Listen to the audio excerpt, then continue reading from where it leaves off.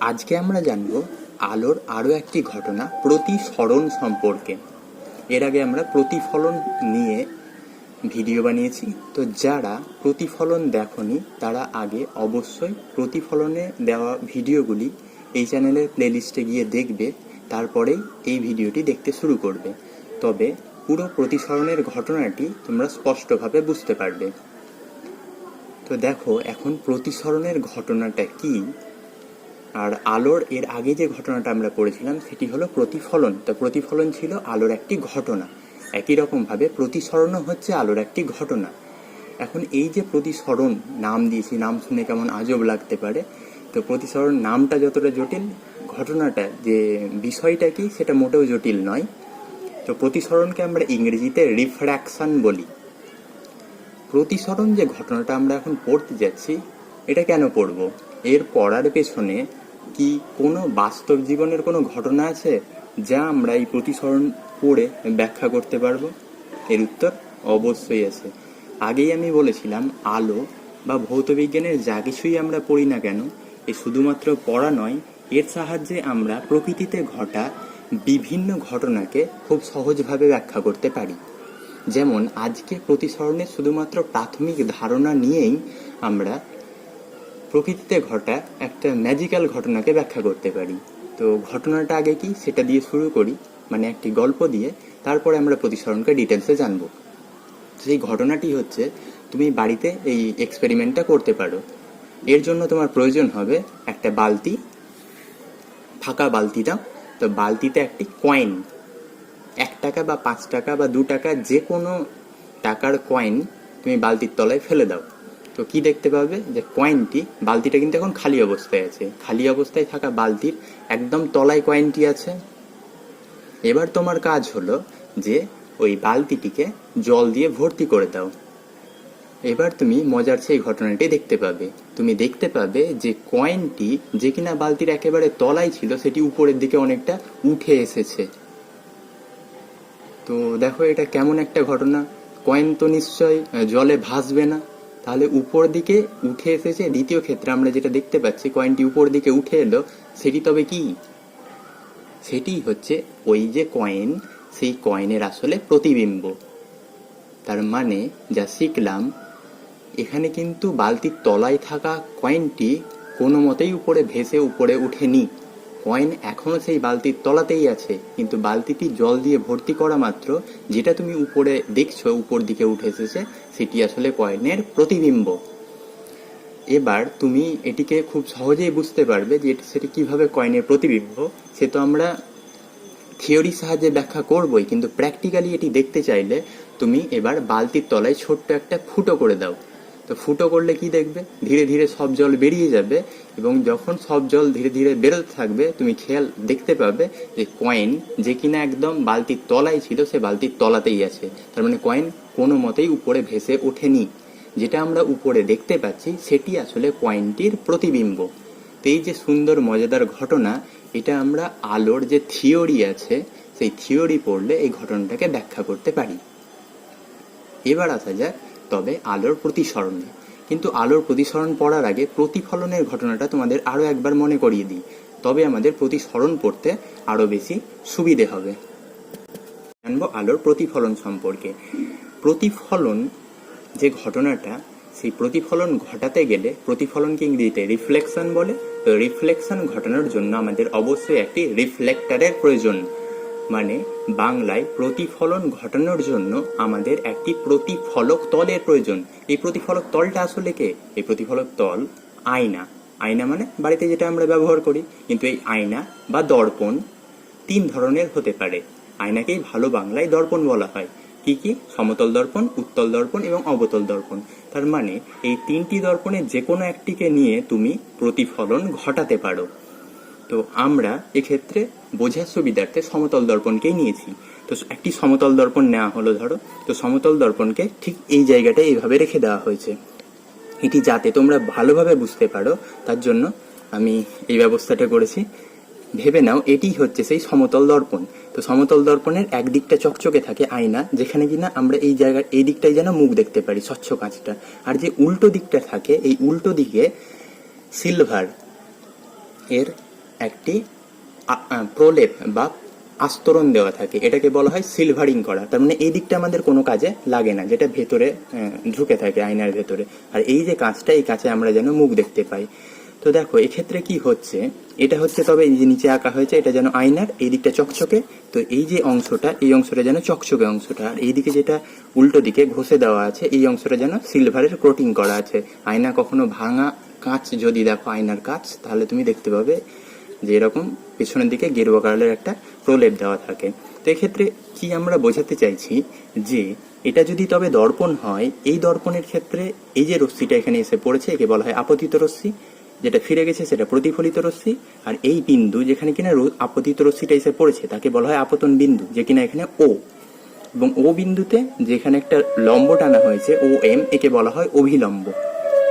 তো আমরা এখন প্রতিফলনের যে দুটি সূত্র আছে সেই সূত্র সম্পর্কে জানবো। কি দেখো সেই দুটি সূত্র, আর এই কোণটাকে বলা হয় আপতন কোণ, মানে আপতিত রশ্মি অভিলম্বের সঙ্গে যে কোণ করে তাকে বলা হয় আপতন কোণ, আর প্রতিফলিত রশ্মি অভিলম্বের সঙ্গে যে কোণ করে তাকে বলা হয় প্রতিফলন কোণ, যাকে আমরা ছোট হাতের আর দিয়ে লিখি।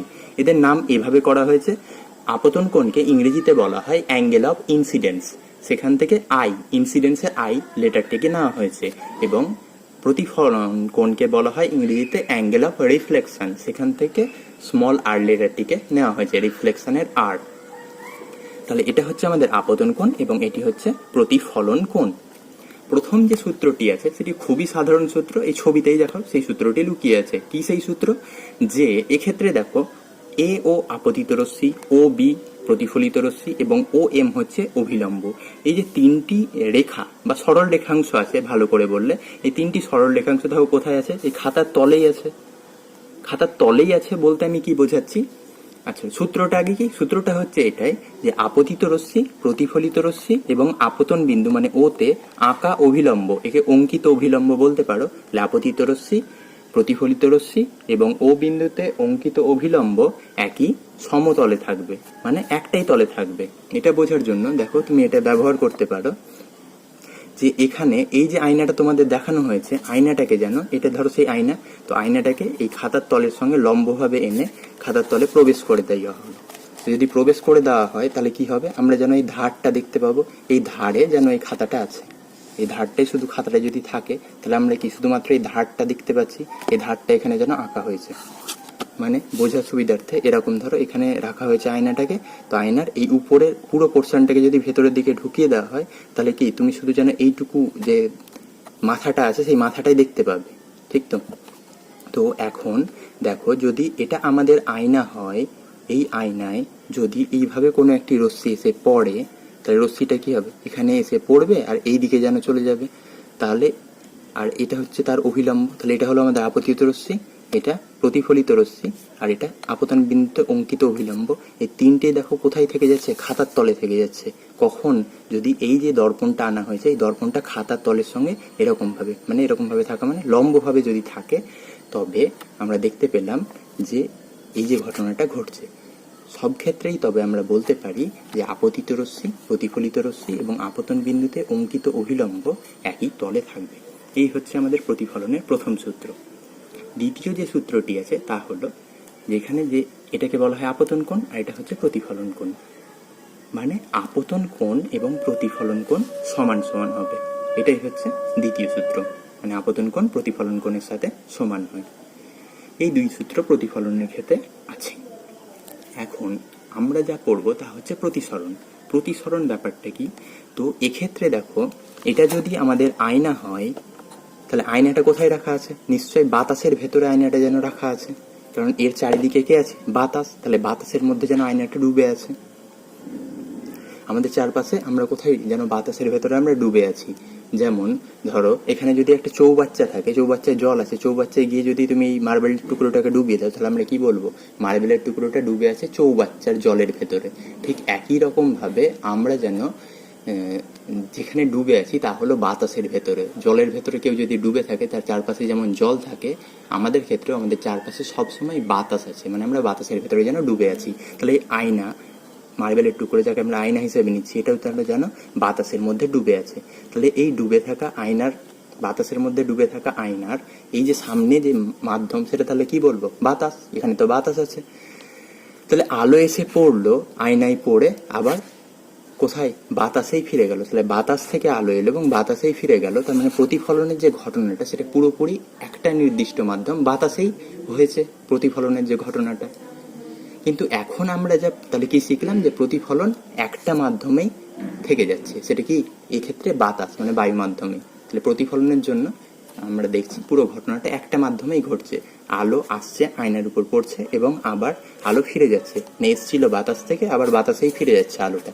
তাহলে প্রতিফলন ঘটার জন্য প্রতিফলন পুরোপুরি একটা মাধ্যমেই থেকে যাচ্ছে, ঠিক তো? এবার আমরা প্রতিসরণ যদি দেখি, তাহলে হয়তো আর একটু ভালোভাবে জিনিসটা বুঝতে পারবো যে আমি কি বোঝাতে চাইছি। যে প্রতিসরণের ক্ষেত্রে দেখো, ধরো এদিকে বাতাস আছে আর এখানে একটা চৌবাচ্চা, এখান থেকে শুরু, চৌবাচ্চা বা সুইমিং পুল। তাহলে আমরা কি বলবো? এই সুইমিং পুলের যে জল আছে তার উপরে কে আছে? বাতাস।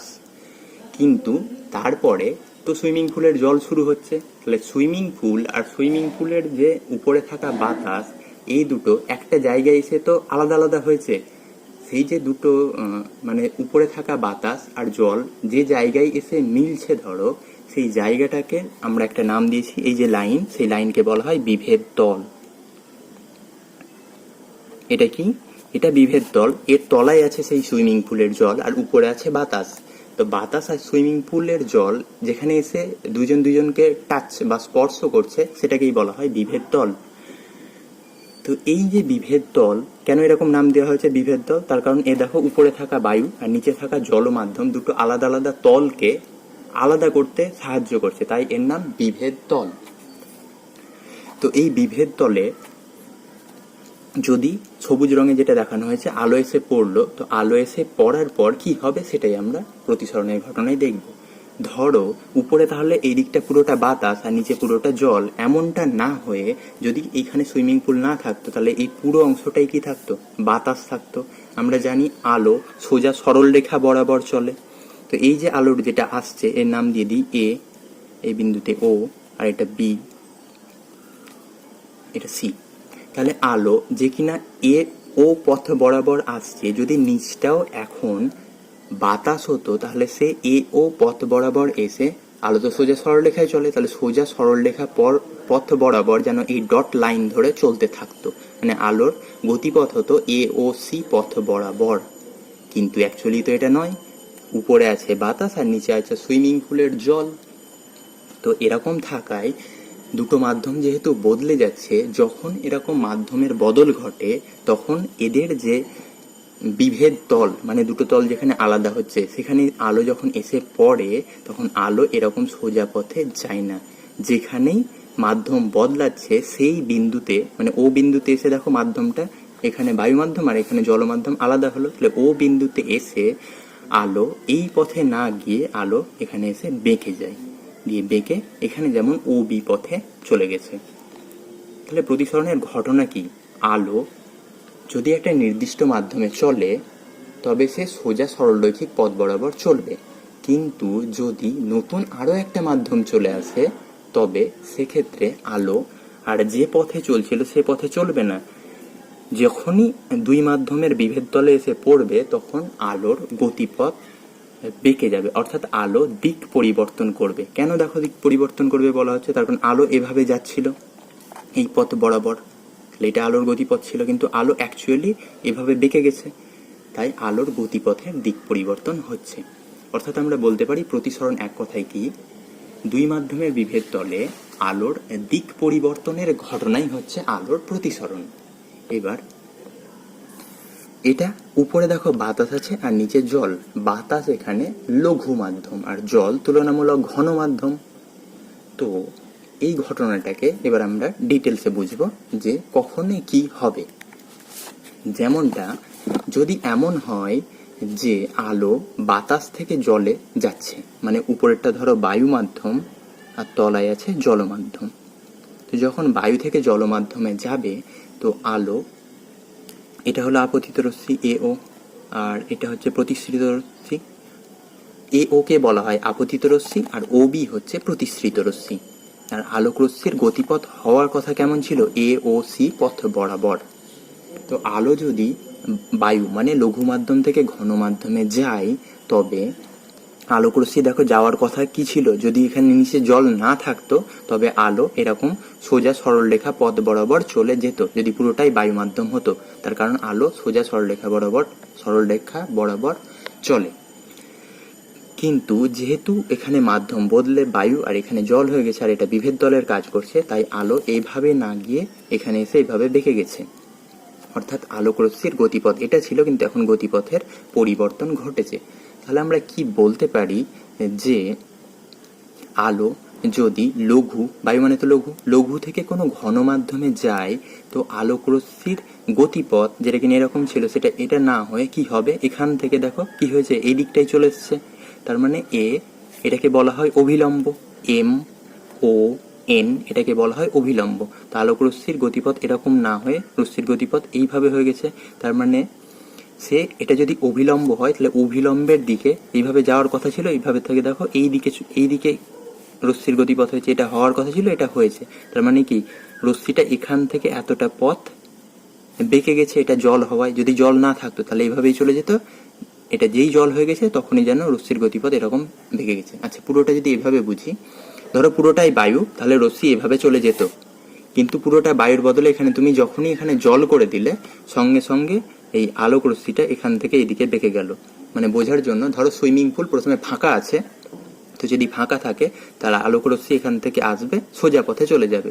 তুমি যখনই সুইমিং পুল জল দিয়ে ভর্তি করলে তখনই এরকম একটা বিভেদ দলের সৃষ্টি হবে, আর রশ্মি এভাবে না গিয়ে রশ্মির গতিপথ এরকম হয়ে যাবে। তার মানে রশ্মি এতটা বেঁকে যাচ্ছে। তো রশ্মি কোন দিকে দেখো বেঁকে এসছে, বায়ু থেকে জলে যাওয়ার জন্য রশ্মি দেখো এটা যদি অভিলম্ব হয় তাহলে অভিলম্বের দিকে বেঁকে আসে।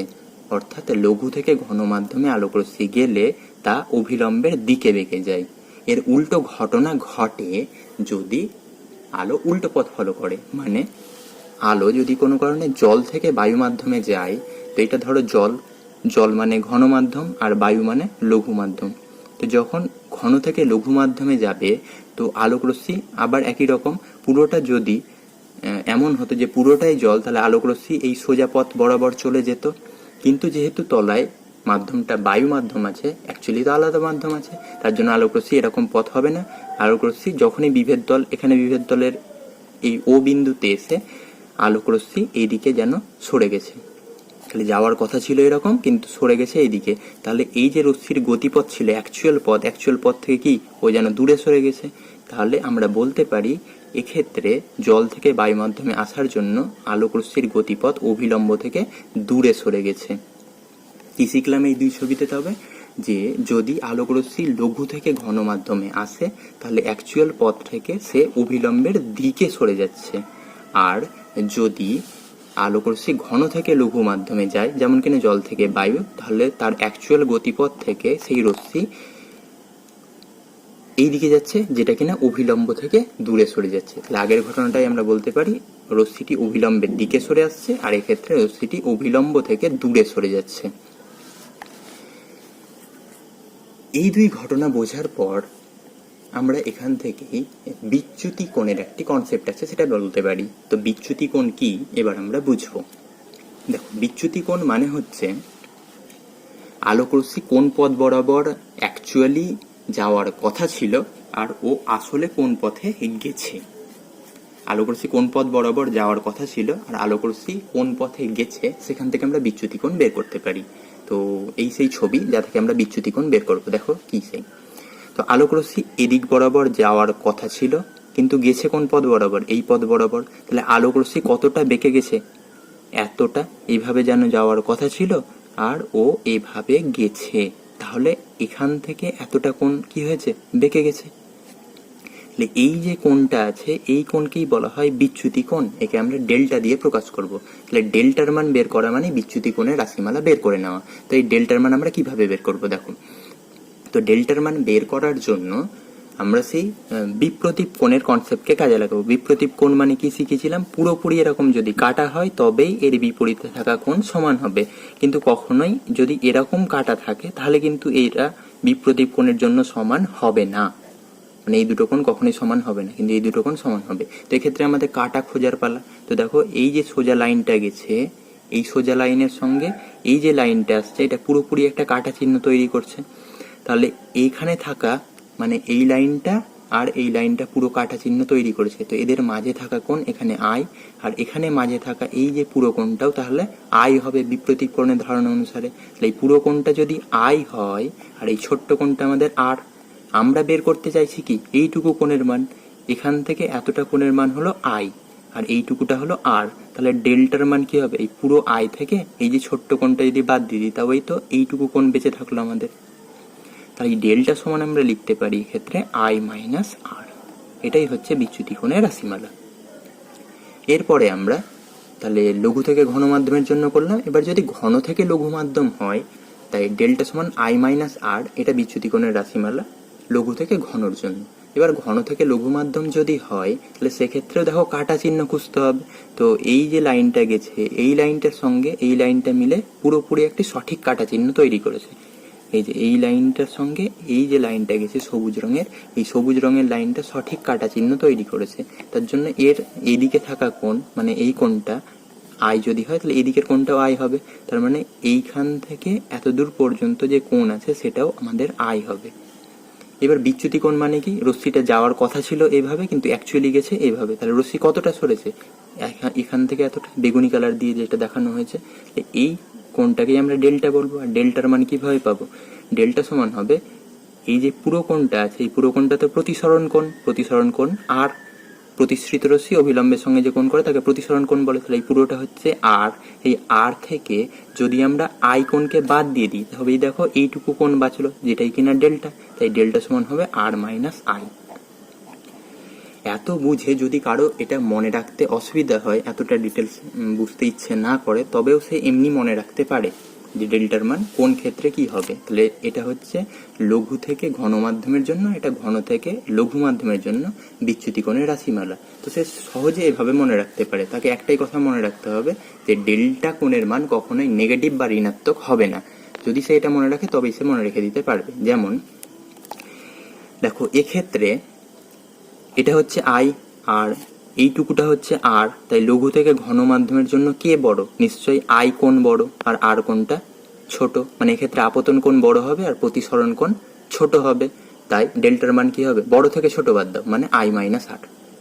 দ্বিতীয় যে ছবি আছে এই ছবিতে স্পষ্টভাবে বুঝতে পারছো যে এক্ষেত্রে আপতন কোণ এতটা আর প্রতিসরণ কোণ কি এতটা। মানে ঘন থেকে লঘু মাধ্যমে যাওয়ার জন্য প্রতিসরণ কোণ তবে বড় হয় আর আপতন কোণ ছোট হয়। তবে তুমি বলতে পারো এক্ষেত্রে ডেল্টার মান হবে বড় থেকে ছোট বাদ দিয়ে দাও মানে আর মাইনাস আই। দেখো সেটাই হয়েছে। তো এইভাবেও তুমি এই বিচ্যুতি কোণের রাশিমালা মনে রাখতে পারো।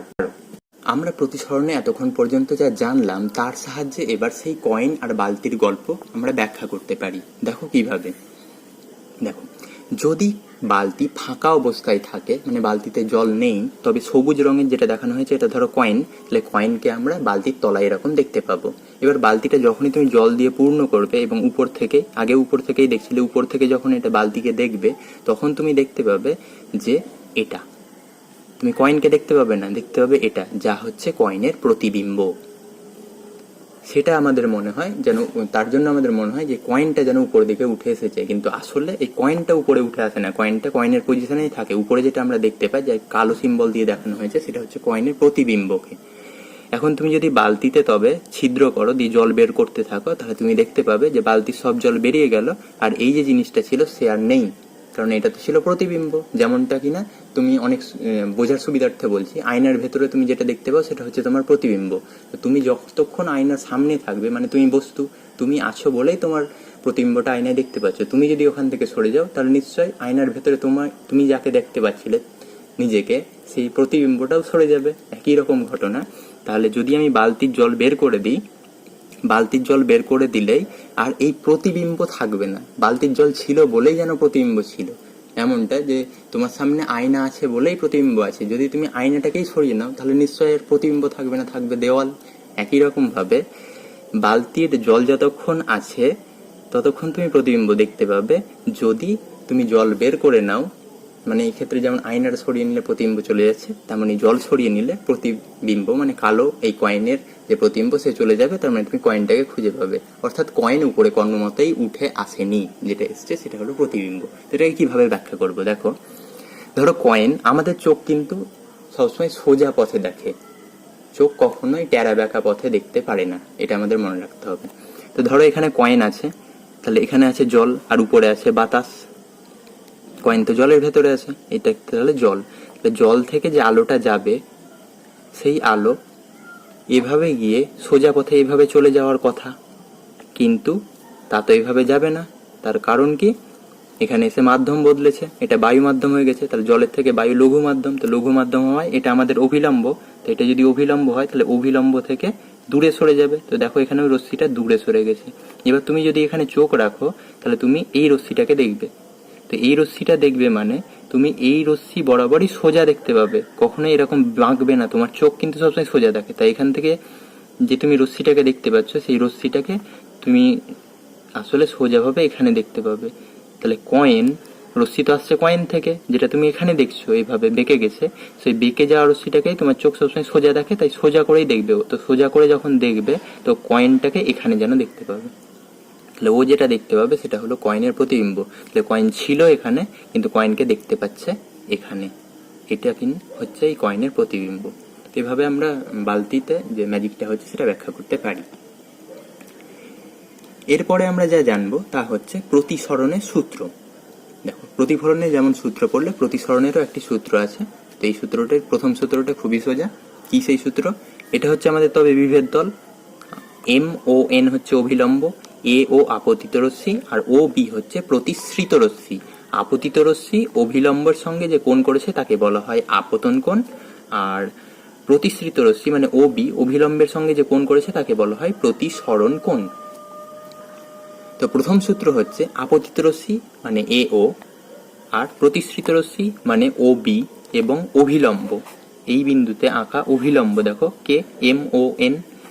এই তিনটে যে রেখাংশ আছে এরা একই তলে মানে খাতার তলেই আছে। এটি হচ্ছে প্রথম সূত্র, যে আপতিত রশ্মি, প্রতিসৃত রশ্মি এবং আপতন বিন্দুতে আঁকা অভিলম্ব একই সমতলে থাকবে। দ্বিতীয় যে সূত্র আছে সেটা অঙ্কের মাধ্যমে দেখাচ্ছি, সেটিকে, এটা ম্যাথমেটিক্যাল ফর্ম আছে, গাণিতিক রূপ আছে। সেই সূত্র হলো, এখানে থাকা কোণকে আই, এখানে থাকা কোণ হচ্ছে আর। তো এখানে থাকা কোণের যদি সাইন নাও এবং এখানে থাকা কোণ আর এর সাইন নাও, তো এখানে থাকা কোণ আই, আই এর সাইন নিলে সেটা হবে সাইন আই। যেমন থিটার সাইন নিলে তা সাইন থিটা হয়, এরকমই কোণ আই এর সাইন নিলে সাইন আই হবে, আর কোণ আর এর সাইন নিলে সাইন আর হবে। দিয়ে যদি দুটোর অনুপাত নাও মানে সাইন আই বাই সাইন আর করো, সেটা সমান ধ্রুবক পাওয়া যাবে। তো সাইন আই বাই সাইন আর সমান ধ্রুবক হয়, মানে সাইন আইকে আপতন কোণের সাইন, সাইন আর প্রতিসরণ কোণের সাইন, এর অনুপাত ধ্রুবক হবে। এবং একে মিউ দিয়ে লেখা হয়, মিউকে প্রতিসরাঙ্ক বলা হয়। এই প্রতিসরাঙ্ক কি, এগুলোর ব্যাপারে আমরা পরের ভিডিওতে ডিটেলসে জানবো।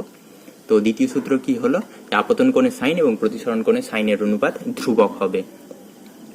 এই যে সূত্র পেলাম, এই সূত্র কিন্তু, এই সূত্রের ক্ষেত্রে দুটি নির্দিষ্ট শর্ত আছে। এই দুটি নির্দিষ্ট শর্ত মানলে তবেই সাইন আই বাই সাইন আর সমান ধ্রুবক হয়। এই শর্ত দুটো হচ্ছে যে এক্ষেত্রে তুমি একটি নির্দিষ্ট বর্ণের আলো ব্যবহার করলে তবেই সাইন আই বাই সাইন আর সমান ধ্রুবক পাবে।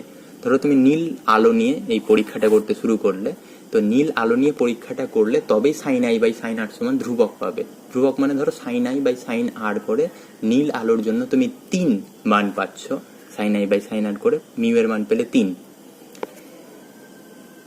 নীলের পরিবর্তে মাধ্যম ধরো বাতাসার জল যেমন আছে থাকলো, বাতাসার জল রেখে তুমি লাল আলো ব্যবহার করলে, বোঝার সুবিধার্থে আমি সংখ্যাগুলো বলছি, তাহলে তুমি সাইন আই বাই সাইন আর এর মান তখন আর 3 পাবে না, তখন নতুন একটা ধ্রুবক পাবে, তা হলো ধরো 2। তার মানে যদি মাধ্যম দুটো একই রেখে বাতাসার জলই রেখে দিলে, দিয়ে তুমি নীলের জায়গায় লাল আলো নিলে, তাহলে কিন্তু মিউ এর মান কিন্তু বদলে যাবে। আগে ছিল 3, এখন হয়ে গেছে 2। একই রকম ভাবে তুমি ধরো পুরো পরীক্ষাটা নীল আলোই নিলে, কিন্তু নীল আলোর নিয়ে এখানে তুমি রেখেছো বাতাস আর এখানে জল প্রথমে, আর দ্বিতীয় ক্ষেত্রে রেখেছো নীল আলোয় নিয়েছো, এখানে রেখেছো বাতাস আর এখানে রেখেছো কাঁচ, তাহলে আবার সেই মিউ এর মান আলাদা আলাদা পাওয়া যাবে। মানে যা বলতে চাইছি তা হলো যে মিউ এর মান নির্দিষ্ট তখনই হবে সাইন আই বাই সাইন আর করে যখন কিনা তুমি একটি নির্দিষ্ট বর্ণের আলো ব্যবহার করবে এবং এই দুটো মাধ্যমকে নির্দিষ্ট করে দিবে। মানে ধরো বাতাস আর জল নিয়েছো আর নীল আলো নিয়েই পুরো পরীক্ষাটা করছো, তবে সেক্ষেত্রে তুমি মিউ এর মান ধ্রুবক পাবে। এই দুটো যে শর্ত আছে, মানে দুটি নির্দিষ্ট মাধ্যম এবং একটি নির্দিষ্ট বর্ণের আলো, এদের দুটোর মধ্যে যে কোনো একটাকে যদি তুমি বদলে দাও তবেই মিউ এর মান বদলে যাবে। তাই এই দুটো নির্দিষ্ট মাধ্যমকে একই রাখতে হবে, মাধ্যম দুটোকে একই রাখতে হবে এবং একটা নির্দিষ্ট বর্ণের আলো ব্যবহার করলে তবেই মিউ এর মান আমরা ধ্রুবক পাবো। আচ্ছা, তাহলে যা পেলাম তা হলো মিউ সমান হচ্ছে সাইন আই বাই সাইন আর। এই যে সূত্রটা আছে একে স্নেলের সূত্র বলা হয়। এই সূত্রের আবার কিছু লিমিটেশন মানে সীমাবদ্ধতা আছে, তার কারণ এই সূত্র সবসময় প্রযোজ্য হয় না। তো কখন প্রযোজ্য হয় কখন হয় না তার জন্য প্রথমে আগে আমরা ছোট্ট একটা অঙ্ক জানবো। দেখো 0/0 বা 1/0 বা 2/0 মানে কি হয়? তো 0/0 মানে অসংজ্ঞাত হয়, আর যদি উপরে 0 থাকে 0/1 বা 0/2 এটা মানে শূন্য হয়। তো অনেকের এটা মনে রাখতে অসুবিধা হয় কারণ কারণটা সঠিক জানা থাকে না। তো এর কারণটা আগে আমরা জানবো। ধরো 1/0 আমি লিখেছি, তো এখানে 1 থাকবে। যেমনটা তোমরা ছোটবেলায় ভাগ করতে, ধরো উপরে লেখা আছে 12 আর নিচে 3, তাহলে 3 এখানে রেখে 12 লিখতে। আমরা কি বলতাম 3-এর সঙ্গে কত গুণ করব? নিশ্চয়ই 4, তবেই 12 পাবো। একই রকম বলো দেখি 0-র সঙ্গে কত গুণ করব যাতে 1 পাই? ধরো 0-র সঙ্গে 5 গুণ করলাম তো কত পাবো? 0, আবার 1 ভাগ শেষ থেকে যাচ্ছে। এবার 0-র সঙ্গে তুমি ধরো 8 গুণ করলে তাও কি 0ই পাবে, মানে 1 ভাগ শেষ থেকে যাচ্ছে। এই ভাগ আমরা কখনোই মেলাতে পারবো না, মানে এখানে কত যে সংখ্যা বসবে, কেউ ধরো 5, 8, 9 বসালো, কেউ 5, 8, 9, 6 বসাতে পারে, কেউ 5, 8, 9, 7, 8, যেমন খুশি সংখ্যা বসাক না কেন এই ভাগ কখনোই মিলবে না। তাহলে যে এখানে যে সংখ্যাটা পাওয়া যাচ্ছে তা কি নির্দিষ্ট? কেউ এখানে 5, 8, 9 বসাতে পারছে, কেউ ধরো 5, 8, 9, 6, কেউ যদি আরো বেশি দূর পর্যন্ত ভাগ করে তারপরে হয়তো পাচ্ছে 5, 8, 9, 6, 7। তার মানে এখানে যে সংখ্যাটা পাওয়া যাচ্ছে সেটা নির্দিষ্ট নয়, মানে এর সংজ্ঞাই দেওয়া যাচ্ছে না, তার জন্য একে বলা হয় অসংজ্ঞাত। আশা করছি বুঝতে পেরেছো। একই রকম ভাবে যদি 2/0 তো একই রকম ঘটে থাকবে, এখানে 2 লিখলে তো শূন্যর সঙ্গে কত গুণ করলে 2 পাবো? তুমি বললে যে 3 গুণ করলাম, তো দেখো শূন্যই পাচ্ছ। তারপরে 4 গুণ করলে তাও শূন্যই পাচ্ছ। তো এক ভাগ কখনোই মিলবে না। আর এখানে থাকা সংখ্যাটা যে 3, 4, 5 হবে এমনটা নয়, এরপরে দেখো আরো নিতে পারি আমি, তাও সেই কি এরপরে আরো নিতে পারি, ইচ্ছে মতো যে কোনো সংখ্যা বসাতে পারি। তাই সংখ্যাটা তো নির্দিষ্ট নয়, তাই কি 1/0 বা 2/0 বা 0/0 মানে তলায় 0 থাকলেই তা অসংজ্ঞাত হবে। এটাই হচ্ছে কথা, যে তলায় যদি 0 থাকে তবে তা অসংজ্ঞাত হবে। আর যদি উপরে 0 থাকে মানে 0/1, দেখো এই ভাগ করা যায় 0/1, এখানে তাহলে 0 আসবে। একের সঙ্গে কত গুণ করলে 0 পাওয়া যাবে? 1 আর 0 গুণ করলেই 0 পাওয়া যাবে, তাই উত্তর 0। 0/2কেও আমরা এইভাবে দেখাতে পারি। তাই উপরে 0 থাকলে উত্তর 0 হয়, আর তলায় 0 থাকলে উত্তর অসংজ্ঞাত হয়। কেন? আশা করছি বুঝতে পেরেছো। না পারলে আরো একবার দেখো, বুঝে যাবে। তো এবার আমরা বুঝবো যে স্নেলের সূত্রের লিমিটেশন বা লিমিটেশন বা বলতে পারো যে কতটা সীমাবদ্ধতা। তুমি যদি এটা ধরো বিভেদ তল, তো বিভেদ তলের উপরে আলো উপর থেকে ফেলো, তাহলে আলো লম্বভাবে পড়ছে, তাহলে এক্ষেত্রে আপতন কোণের মান কত? 0 ডিগ্রি। আর প্রতিসরণ কোণের মানও 0 ডিগ্রি পাওয়া যায়। এই ক্ষেত্রে আপতন কোণ, তার কারণ একটু আগে দেখো এরকম ছিল, এটার সঙ্গে এটা আমাদের অভিলম্ব ছিল, অভিলম্ব যে কোণ করতো তাকে আপতন কোণ বলা হতো। কিন্তু এখন রশ্মিটা এইভাবেই যেহেতু চলে এসছে, দেখো কোণটা কমতে কমতে 0 ডিগ্রি হয়ে গেছে। তাই আপতন কোণ 0 ডিগ্রি আর প্রতিসরণ কোণও এখানে 0 ডিগ্রি পাওয়া যায়। আপতন কোণ যদি 0 ডিগ্রি হয়, দেখো পাওয়া গেছিল মিউ সমান সাইন আই বাই সাইন আর। তো আপতন কোণও 0 ডিগ্রি, প্রতিসরণ কোণও 0 ডিগ্রি, তাহলে মিউ সমান কত হবে? সাইন 0 বাই সাইন 0, তার মানে 0/0। তো 0/0 মানে অসংজ্ঞাত। তাহলে এই যে ঘটনাটা হচ্ছে, এই ঘটনায় মিউ এর কি আমরা কোনো নির্দিষ্ট মান পাচ্ছি? মিউ এর মান অসংজ্ঞাত হয়ে যাচ্ছে। কিন্তু মিউ এর তো, যদি এটা বাতাস, এটা ধরো জল হয়, বা এটা বাতাস, হ্যাঁ এটা বাতাস আর জলই নিলে, তো বাতাস আর জল যদি হয় তাহলে মিউ এর একটা নির্দিষ্ট মান থাকে, কিন্তু এক্ষেত্রে তো সেই নির্দিষ্ট মান পাওয়া যাচ্ছে না।